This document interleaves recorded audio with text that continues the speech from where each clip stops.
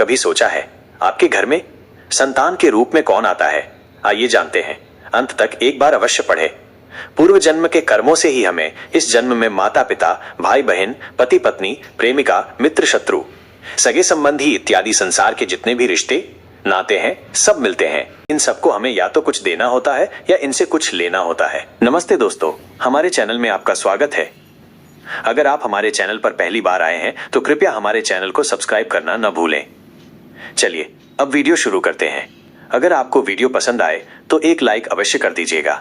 वैसे ही संतान के रूप में हमारा कोई पूर्व जन्म का संबंधी ही आकर जन्म लेता है, जिसे शास्त्रों में 4 प्रकार का बताया गया है।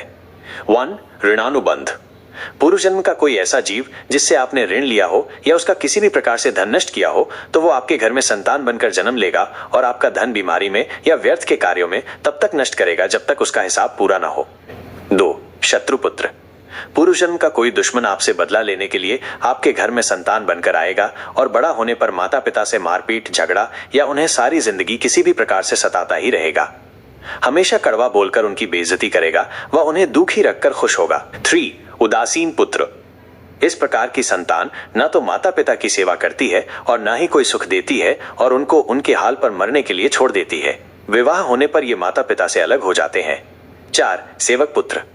पूर्व जन्म में यदि आपने किसी की खूब सेवा की है तो वो अपनी की हुई सेवा का ऋण उतारने के लिए आपकी सेवा करने के लिए पुत्र बनकर आता है। जो बोया है वही तो काटोगे। अपने माँ बाप की सेवा की है तो ही आपकी औलाद बुढ़ापे में आपकी सेवा करेगी, वरना कोई पानी पिलाने वाला भी पास न होगा। आप ये न समझे कि ये सब बातें केवल मनुष्य पर ही लागू होती है। इन 4 प्रकार में कोई सा भी जीव आ सकता है। जैसे आपने किसी गाय की निस्वार्थ भाव से सेवा की है तो वो भी पुत्र या पुत्री बनकर आ सकती है। यदि आपने गाय को स्वार्थवश पालकर उसको दूध देना बंद करने के पश्चात घर से निकाल दिया हो तो वो ऋणानुबंध पुत्र या पुत्री बनकर जन्म लेगी। यदि आपने किसी निरपराध जीव को सताया है तो वह आपके जीवन में शत्रु बनकर आएगा। अच्छे कर्म रूपी बीज ही संसार में बोएं। कृपया जीवन में कभी किसी का बुरा नहीं करें, क्योंकि प्रकृति का नियम है कि आप जो भी करोगे उसे वो आपको इस जन्म या अगले में 100 गुना करके देगी। यदि आपने किसी को 1 रुपया दिया है तो समझो आपके खाते में 100 रुपए जमा हो गए हैं। यदि आपने किसी का 1 रुपया छीना है तो समझो आपकी जमा राशि से 100 रुपए निकल गए। जरा सोचे आप कौन सा धन साथ लेकर आए थे और कितना साथ लेकर जाओगे, ही चैन लेगा।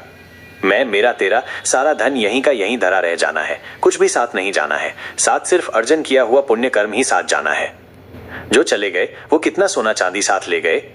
मरने पर जो सोना चांदी धन दौलत बैंक में पड़ा रह गया समझो वो व्यर्थ ही कमाया।